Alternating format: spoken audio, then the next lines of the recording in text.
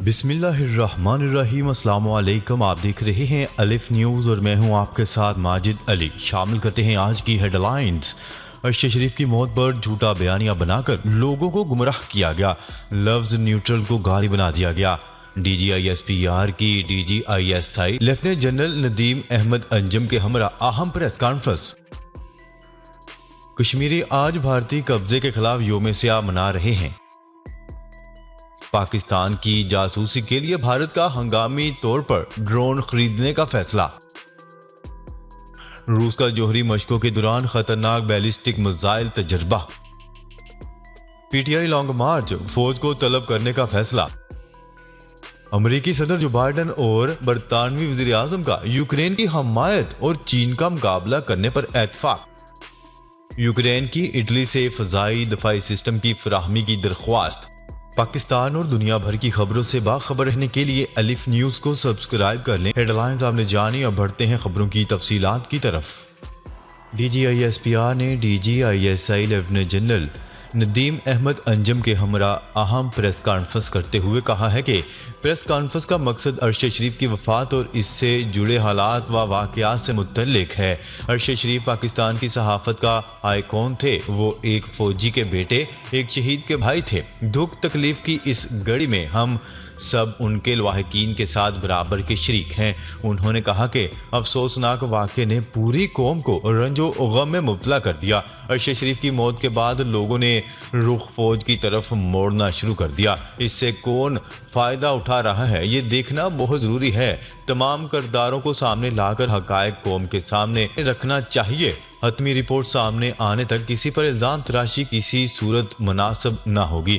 Lieutenant general Babar Iftikhar ने कहा कि साइफर और अरशद शरीफ के हवाले से जुड़े वाक़यात की तह तक पहुँचना ज़रूरी है ताकि कौम सच जान सके। साइफर से मुतल्लिक कई हक़ाइक़ मंजर आम पर आ गए हैं। पाकिस्तानी साइफर को सियासी मकासद के लिए इस्तेमाल किया गया। 27 मार्च को जलसे में कागज का टुकड़ा लहराया गया, बयानिया बनाने की कोशिश की गई जिसका हकीकत से कोई ताल्लुक न था। उन्होंने बताया कि ISPR की साइफर से मुतल्लिक फाइंडिंग्स अवाम के सामने रखना चाहते थे मगर उस वक्त की हुकूमत ने ऐसा ना करने दिया। हम हक़ाइक़ सामने लाना चाहते थे लेकिन मामला हुकूमत पर छोड़ दिया। आर्मी चीफ ने 11 मार्च को साइफर से मुतल्लिक वज़ीर आज़म से जिक्र किया था। साबिक वज़ीर आज़म ने साइफर पर कहा कोई बड़ी बात नहीं। उन्होंने कहा कि अरशद शरीफ के कत्ल के हवाले से आर्मी चीफ पर भी इल्ज़ामात लगाए गए। झूठे बयानिए के जरिए माशरे में गैर मामूली इज़्तिराब की सूरत हाल पैदा करने की कोशिश की गई। अरशद शरीफ मुल्क छोड़कर नहीं जाना चाहते थे। सलमान इकबाल ने चीफ एग्जीक्यूटिव अमाद यूसुफ को हदायत की कि अरशद शरीफ को जल्द अज जल्द मुल्क से बाहर भेज दिया जाए। अरशद शरीफ को दुबई भेजने का इंतज़ाम एयरवाई की जानिब से किया गया।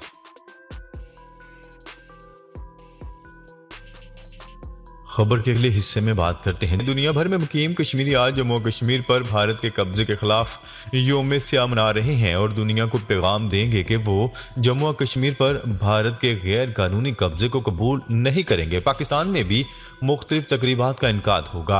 दूसरी जानिब अमरीका में मुकीम ओवरसीज पाकिस्तानीज और कश्मीरी आज 27 अक्टूबर को वाशिंगटन में भारतीय सफारत खाने के सामने एहतजाजी मुजाहरा करेंगे। आला वज़ीर मुशीर बराए कश्मीर कमरुल कायरा ने कहा हम दुनिया के सामने हिंदुस्तान के मकरूज चेहरे को बेनकाब करेंगे। हिंदुस्तान ने अपनी फौज 80,000 से 10 लाख कर दी लेकिन कश्मीरियों के जज्बा आज़ादी में कमी नहीं आ सकी। कश्मीरी हक के खुद अरादियत से पीछे हटने वाले नहीं हैं।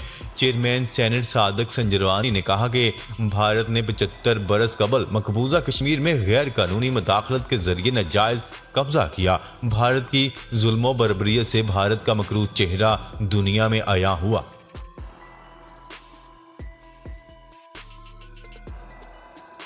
खबर के अगले हिस्से में बात करते हैं। मोदी सरकार ने सरहदी इलाकों खसूसन पाकिस्तान की जासूसी के लिए हंगामी तौर पर ड्रोन्स खरीदने का फैसला कर लिया।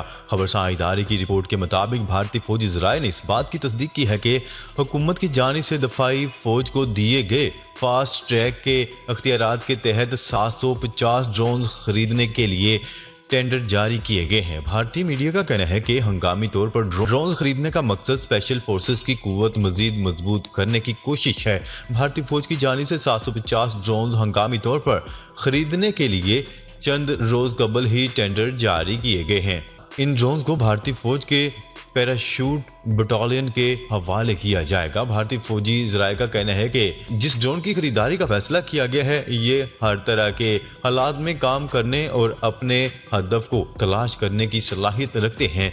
वाज़ रहे कि भारतीय फौज इस मखसूस RPAV ड्रोन के जरिए हासिल की जाने वाली 3D तस्वीर के जरिए अपने हदफ को निशाना बनाने के लिए खुसूसी मिशन में इस्तेमाल कर सकेंगे। मकामी मीडिया ने भारतीय फौजी ज़राए के हवाले से दावा किया है कि इन जदीद ड्रोन की खरीदारी का मकसद बज़ाहिर सरहद पर पाकिस्तान की बढ़ती हुई सरगर्मियों पर निगाह रखना और इनका मुकाबला करना है। खबर के अगले हिस्से में बात करते हैं। रूस ने जोहरी हथियारों के इस्तेमाल की तरबियत याफ्ता फौजी अहलकारों की मशकों के दौरान बैलिस्टिक मिसाइल का तजर्बा किया, जिसकी सदर व्लादिमीर पुतिन ने कंट्रोल रूम से निगरानी की। आलमी खबरसां इदारे की रिपोर्ट के मुताबिक रूसी सदर व्लादिमीर पुतिन ने अपनी जोहरी सलाहियतों की हामिल बहरी और फ़ज़ाई अफवाज के यूनिट्स की मशकों का जायजा लिया। सदर पुतिन का कहना था कि जोहरी मशकें मुल्क को दरपेश न्यूक्लियर खतरात के पेश नज़र की जा रही हैं। रूस की जानिब से जारी बयान में कहा गया है कि अफवाज की जोहरी मशकों के दरमियान बैलिस्टिक और क्रूज मिसाइल के कामयाब तजर्बे भी किए गए। ये मिसाइल ज़मीन से ज़मीन, ज़मीन से फ़ज़ा और ज़मीन से समंदर में मार करने की सलाहियत रखते हैं। उधर रूस के वज़ीर ख़ारजा सरगई लारूफ ने अपने भारतीय और चीनी हम मनसबों से टेलीफोनिक गुफ्तगू में यूक्रेन की जानिब से डर्टी बम की तैयारी और रूस पर इस्तेमाल के खदशे से आगाह कर दिया। दूसरी जानिब यूक्रेन ने रूस के इल्ज़ामात को मज़ाक़ाखेज़ और ख़तरनाक करार देते हुए कहा कि यह दावे रूस अपनी कार्रवाइयों के जवाब के लिए घड़ रहा है। यूक्रेन को अपना दिफा करने के लिए डर्टी बम की ज़रूरत नहीं।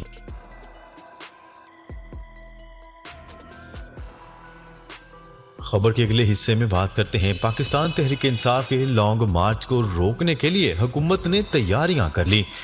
आर्टिकल 245 के तहत फौज को तलब किया जाएगा। रिपोर्ट्स के मुताबिक लॉन्ग मार्च के शुरा को रोकने के लिए पुलिस, FC और रेंजर्स के 13,000 से ज़ायद पुलिस एहलकार और अफसर तैनात करने का भी फैसला किया गया है। दूसरी जानिब PTI के लॉन्ग मार्च के पेश नज़र इस्लामाबाद पुलिस को बड़ी तादाद में आंसू गैस, गन्स और शेल्स फराहम कर दिए गए हैं। इस्लामाबाद पुलिस का कहना है कि लॉन्ग मार्च के लिए 13,086 अफसरान एहलकार तैनात किए जाएंगे। 2 DGIGs, 4 SSP, 11 SP निगरानी करेंगे, जबकि 30 ASP और DSP तैनात किए जाएंगे।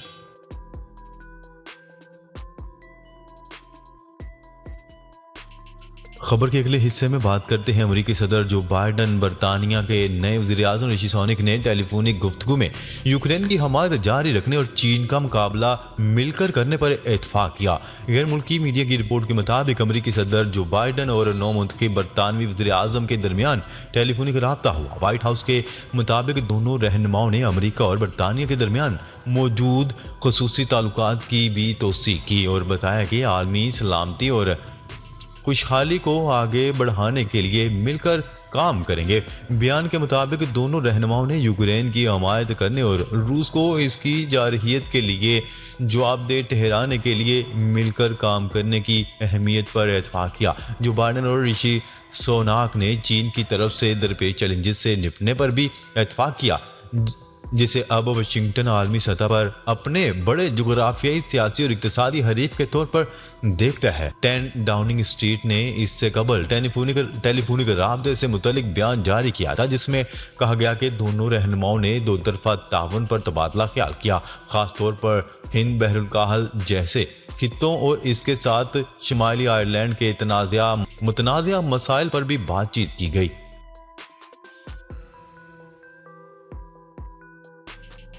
खबर के अगले और आखिरी हिस्से में बात करते हैं। यूक्रेन की इटली से फ़ज़ाई दफाई सिस्टम की फराहमी की दरख्वास्त। यूक्रेन के सदर ने जंग के आगाज से ही यूरोपीय ममालिक से मुसलसल मुख्तलिफ किस्म के हथियारों की फराहमी करते आए हैं, जिनमें मिसाइल, फ़ज़ाई दफाई सिस्टम और भारी हथियार शामिल रहे। जवाब में मगरबी ममालिक भी कैफ के साथ इत्तेहाद का ऐलान करते हुए रूस के खिलाफ नफ्सियाती जंग के अलावा यूक्रेन को मुख्तलिफ किस्म के हथियार फराहम करते रहे हैं।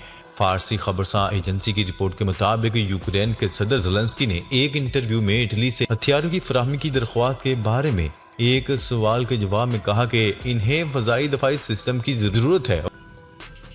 नाजरीन, अब तक के लिए इतना ही। मज़ीद खबरें लेकर बहुत जल्द आपकी खिदमत में हाजिर होंगे। तब तक के लिए अपना ख्याल रखिएगा। अल्लाह निगहबान।